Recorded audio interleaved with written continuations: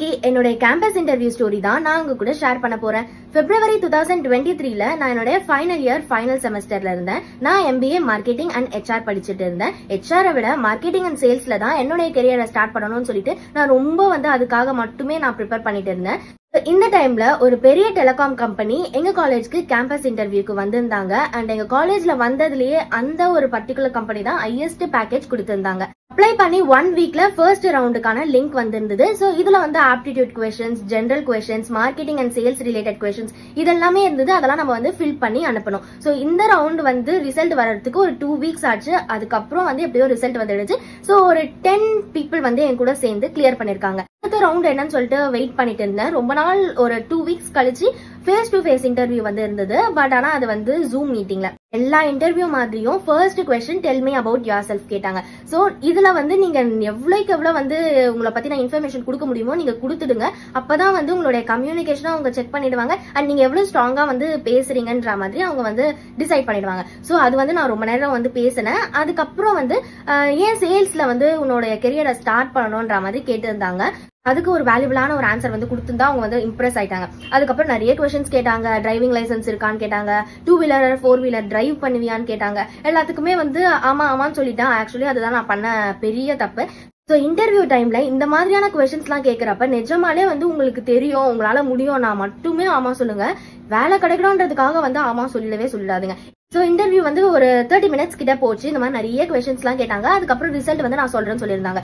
But ஆனா சொல்றேன்னு சொல்லி 1 வீக் ஆச்சு, 3 வீக் ஆச்சு, 4 வீக் ஆச்சு, 1 மந்த் ஆச்சு, 2 மந்த் ஆச்சு. எந்த ஒரு ரெஸ்பான்ஸுமே கிடையாது. கரெக்டா மே ஆர் ஜூன் இந்த டைம்ல செலக்ட் ஆயிட்டன்ற மாதிரி சொல்லியிருந்தாங்க.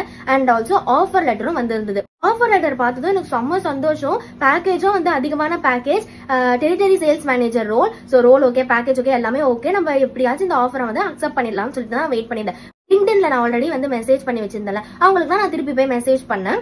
அந்த அக்கா கிட்ட பேசினதுக்கு அப்புறம் தான் எனக்கு தெரிஞ்சது இது ஃபுல்லாவே ஃபீல்டு சேல்ஸ். சோ நமக்குன்னு ஒரு டெரிட்டரி கொடுத்துடுவாங்க. அந்த டெரிட்டரிக்கு நம்ம தான் சேல்ஸ் மேனேஜர். அண்ட் ஃபுல்லா சுத்துறா மாதிரி இருக்கும். அண்ட் நிறைய டார்கெட் அச்சீவ் பண்ற மாதிரி இருக்கும். இந்த மாதிரி எல்லாம் சொல்லியிருந்தாங்க.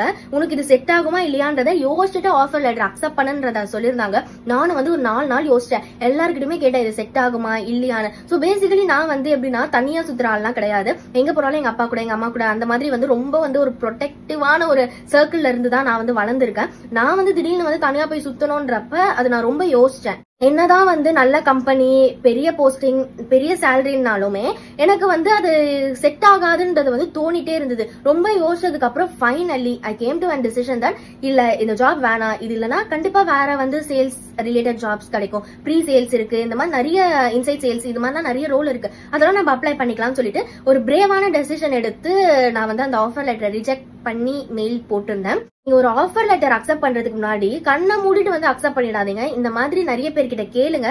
இப்போ ஃபார் எக்ஸாம்பிள் நான் அந்த ஆஃபர் அக்செப்ட் பண்ணியிருந்தேன்னா கண்டிப்பா ஒரு 1 வீக்லயோ இல்ல 2 வீக்லயோ நான் ரிசைன் பண்ணிருப்பேன். உங்களுக்கு ஏதாச்சும் ஆஃபர் லெட்டர் வந்துச்சுன்னா பிளைண்டா வேலை கிடைச்சா போதும்னு சொல்லிட்டு அதை அக்செப்ட் பண்ணிடாதீங்க. உங்களுக்கு அந்த ஜாப் செட் ஆகுமா, உங்களால முடியுமான்றத நிறைய பேர்கிட்ட அந்த ஜாப்ல ஒர்க் பண்றவங்க கிட்ட கேட்டுட்டு டிசைட் பண்ணுங்க.